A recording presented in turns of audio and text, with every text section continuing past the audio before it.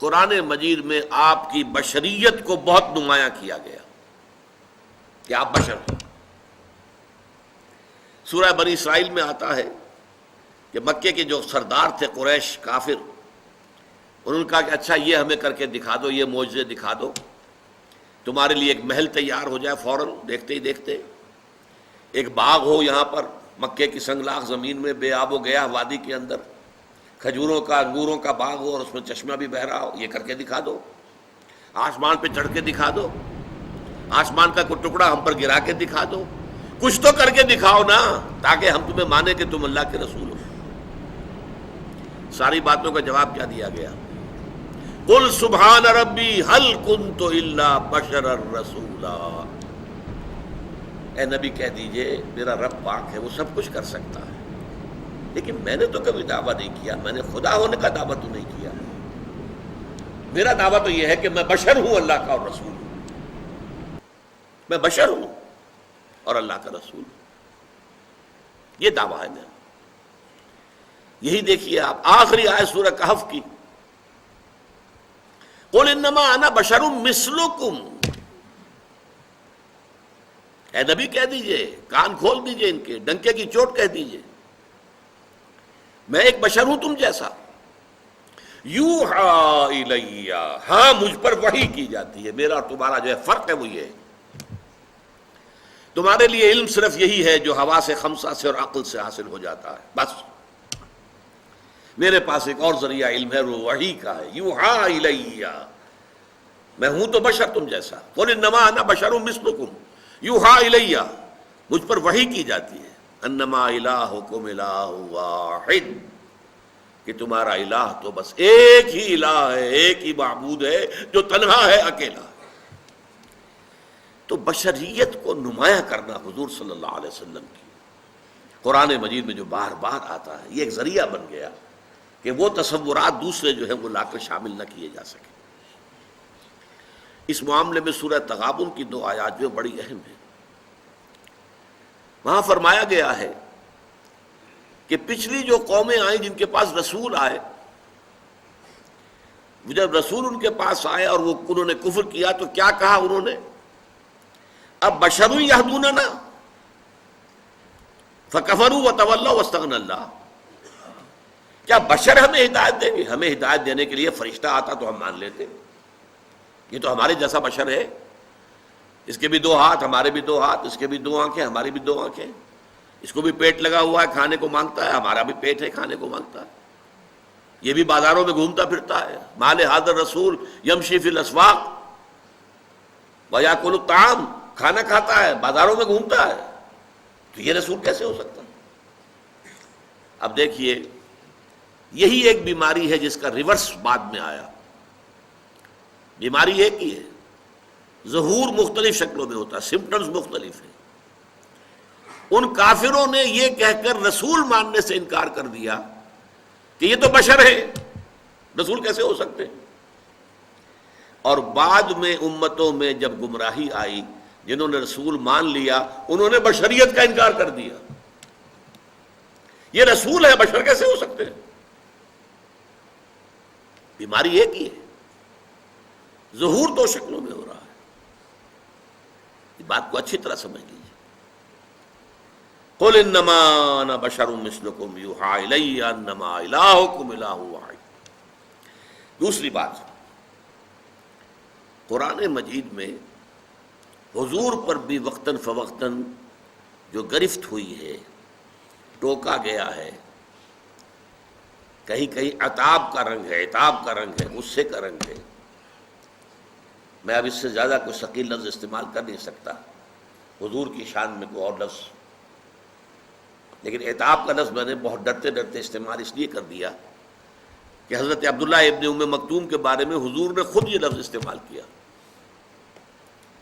جن کے بارے میں وہ آیات نازل ہوئی تھی، عبس وتولی ان جاءہ الاعمی وما یدریک لعلہ یزکی او یذکر فتنفعہ الذکریٰ اما من استغنی فانت لہ تصدی واما من جاءک یسعی وہو یخشی فانت عنہ تلہی کلا۔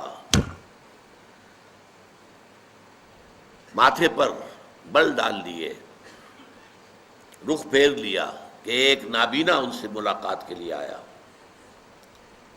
کیا معلوم تمہیں کہ وہ تذکر حاصل کرتا اور تزکیہ حاصل کر لیتا.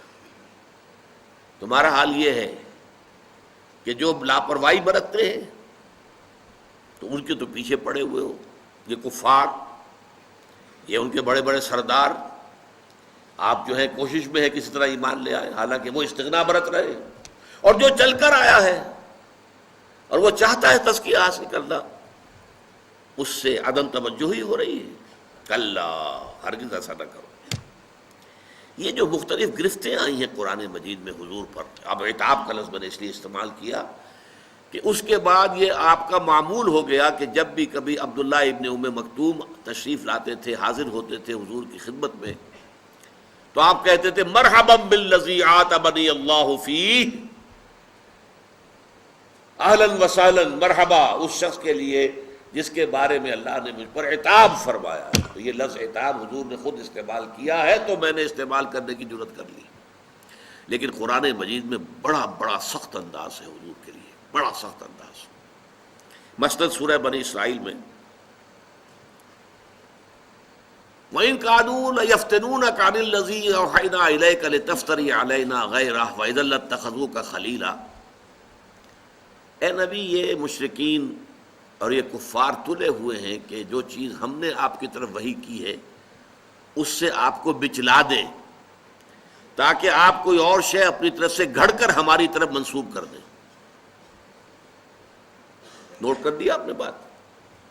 اب آیا وہ لولا ان ثبتناک لقد کدت ترکن الیہم شیئا قلیلا، اگر ہم نے ہی آپ کے پاؤں کو جما نہ دیا ہوتا تو عین ممکن تھا کہ آپ ان کی طرف کچھ نہ کچھ جھک ہی جاتے. اور اگر ایسا ہو جاتا اذا لأذقناک ضعف الحیات وضعف الممات، تو اس شکل میں ہم آپ کو اے نبی دنیا میں بھی عذاب دگنا دیتے اور آخرت میں بھی دگنا عذاب دیتے. ثم لا تجد لك علینا نصیرا، اور پھر آپ ہمارے مقابلے میں کسی کو اپنا مددگار نہ پاتے، کوئی آپ کو ہماری پکڑ سے، ہماری سزا سے بچا نہ سکتا.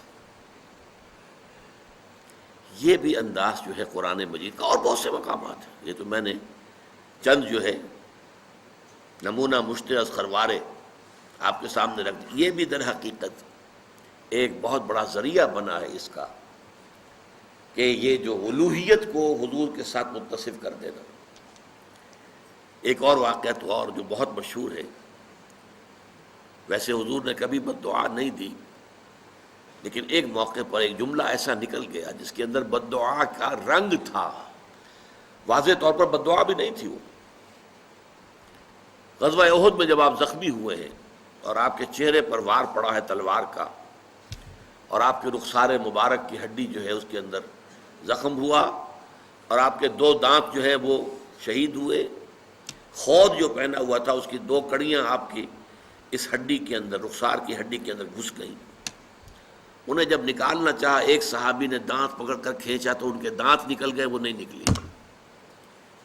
اور پھر کسی اور نے کسی طریقے سے نکالا ہے تو خون کا فوارہ چھوٹا ہے. پھر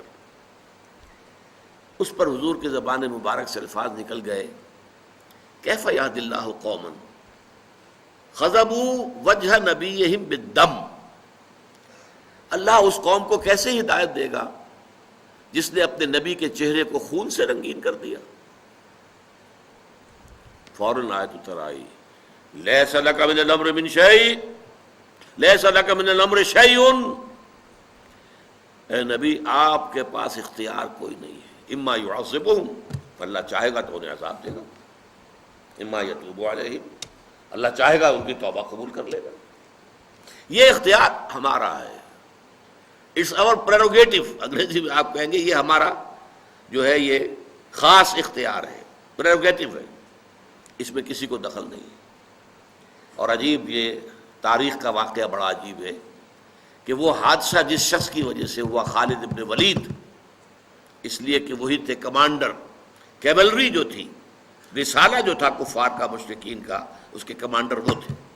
ایمان نہیں لائے تھے، کافر تھے، مشرک تھے. انہوں نے دیکھ لیا کہ وہ اب جو درا ہے جہاں پر 50 تیر انداز حضور نے کھڑے کیے تھے وہ خالی ہو گیا. پورے احد کا چکر دے کر ادھر سے آ کر جو حملہ کیا ہے، پھر 70 صحابہ شہید ہو گئے، حضور مجروح ہوئے اور بے ہوش ہو گئے، اس لیے کہ اتنا خون بہہ گیا کہ ضعف کی وجہ سے بے ہوشی طاری ہو گئی، مشہور ہو گیا کہ حضور کا انتقال ہو گیا۔ وہی خالد ابن ولید ہیں جن کو اللہ تعالیٰ نے حضور ہی کی زبان مبارک سے خطاب دلوایا، خالد سیف من سیوف اللہ، خالد تو اللہ کی تلواروں میں سے ایک تلوار ہے۔